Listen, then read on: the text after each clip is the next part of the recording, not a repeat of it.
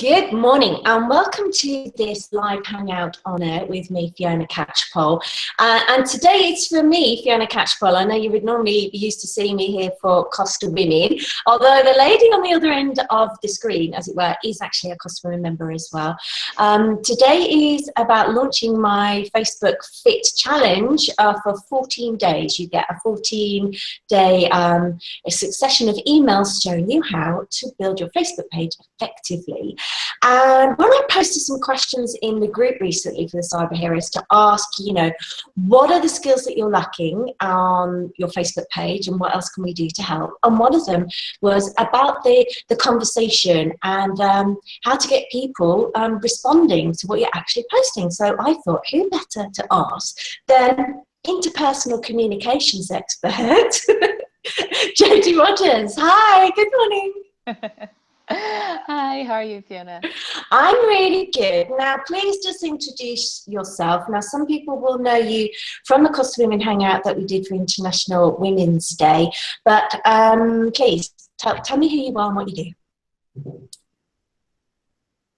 So, I'm Jodie, as they already know by now, and I'm an empowerment coach. Also run a lot of team building and high performance focused workshops in corporates, and we very much focus on the individual and then as a group, as a collective. We do all sorts of different things, and in particular communications and how we influence others and how we engage and connect with others is a big piece of that, because as we all know, in order to be successful in life in general, but also to climb the corporate level, it's not always about what you know or what you do, it's about how you do it. So your approach and your communications is everything. So in relation to social media, how different is communicating online to offline? Well, that's a good question, because this is a mistake that a lot of people make, because they think that somehow it is different, and it's actually not. It's not at all. You need to really think about social media. The important word is the first word, social. You have to have the exact same approach as you would have in any sort of social event. Like if you were to walk into a bar or into a party, how would you start a conversation with someone? You're not going to walk in and just start shouting your head off and hope that somebody listens, or maybe you will if you've had a couple too many drinks, but that will not be a successful approach. I have no idea what you mean by that. Too many drinks? Is it? I've heard tale. I have no idea myself, but I've heard tale. So what's the first step then? What would you say that the first step is in the whole conversation? Is it the listening or? Yeah. Well, you may well have heard this saying, you have two ears and for a reason. You should listen twice as much as you speak. And we hear this come up in many different ways. For anyone who knows Stephen Covey, 7 Habits of Effective People, he also one of his principles of the 7 is to seek to understand before you attempt to be understood. That's all about listening. It's very much how can you have an engaging conversation if you have no idea about the other person, about what their beliefs or point of view are. It's the same, when you have to negotiate or to have a difficult conversation in work or in your own life. When you're having a fight with your partner, you're always in a much better position if you let the other person say everything that they need to say.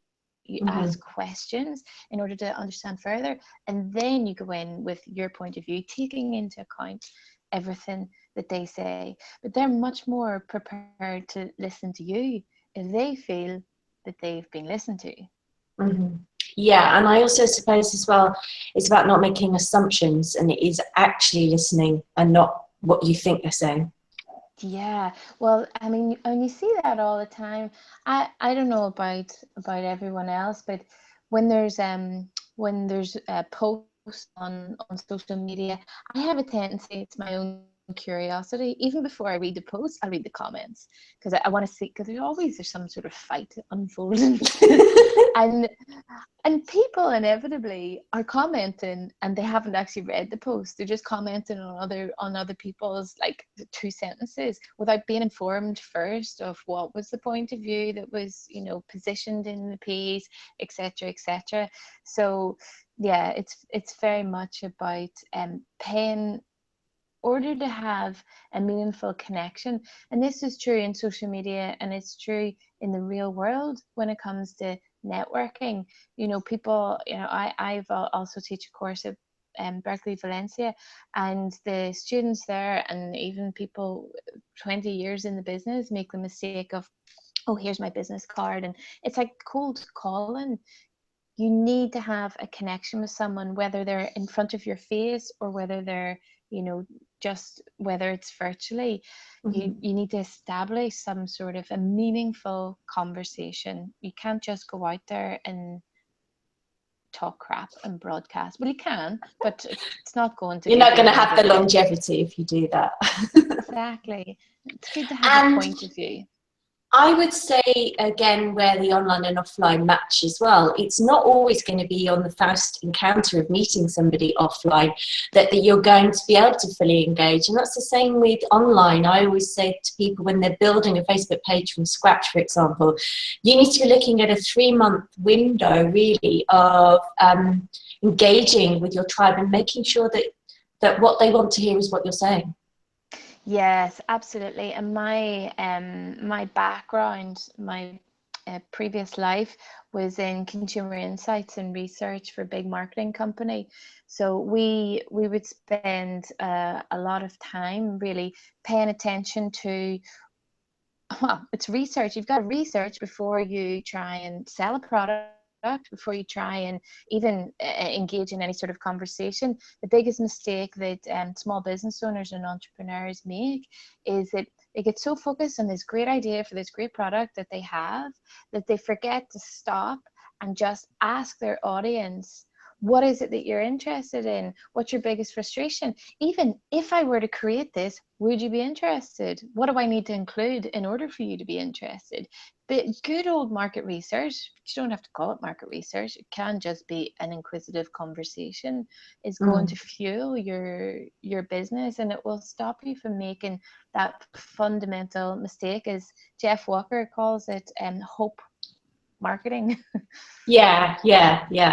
I mean, I have been stressing a lot more in my recent workshops as well about sitting down with friends and family to talk about what you're planning on putting on your Facebook page, your business, and also really making sure that what you look like on mobile, because that's where most of the audience are actually looking at you. And not to make assumptions, like you said, because you're passionate about what you're doing and you can get tunnel vision on it, can't you? So, like you said, ask. Yeah, absolutely, ask. And also, if you're really in tune with your audience, you really need to know who your audience is. And if you're in tune with them, you should develop intuition or instinct as well, so that when you are consuming social media, you can see things that will also go, oh, I think my people would be interested in that. And then you should start to curate. Just keep a list. You can save links as you go. Just keep them. Don't broadcast like bang bang bang. You know, be clever about how you schedule things, but you should constantly consume for yourself, but consume for like secondary for your audience, so that you can pass on pearls of wisdom from others. Now, talking about pearls of wisdom, I'm going to put you on the spot. Actually, I didn't ask you this before. Yeah. But in all honesty and transparency, it's probably best you didn't. So you actually did take part in the 28 challenge, and I'm now made it a little bit smaller. And I've been watching. I think it's looking good my end. Tell me honestly, how did you find the process? And I know you were sharing it with your social media manager as well, but did it help? Yeah. No, absolutely. I think there's you don't know what you don't know. So you can think that you're good at Facebook, especially if you use it personally, and I've been using it since 2007, but it's a completely different skill set to use it for business. And I've been working in marketing and business all of my career for 15 years. But when you have to turn that those skills onto yourself, for me, it's like I got amnesia. You know, I was making really silly mistakes. It was very frustrating. So to get your kind of bite-sized tips, particularly what I really like is the immediate updates. Like, Facebook has changed this, and this is what you need to know, and this is how you're going to do it in the future. And I'm like, oh, thank God, she's just saved me like 3 days of trying to work out what happened. I didn't even know what happened. Never mind what I now have to do as a result of it.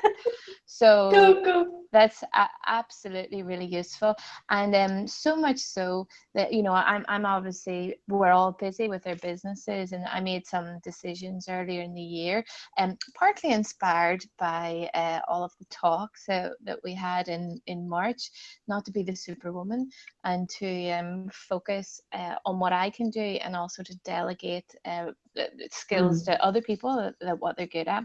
So as you've already seen, anyone who works with me, every time you post something, I'm like tagging them, going, can you pay attention to this and do whatever Fiona says? So it's right.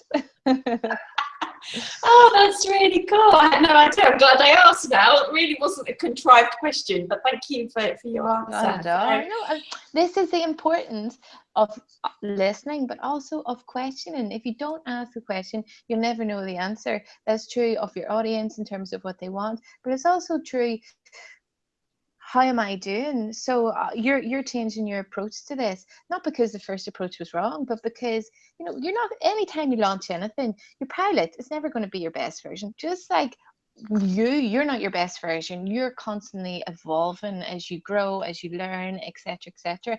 And it's important for us to constantly evolve what we offer to the market as well.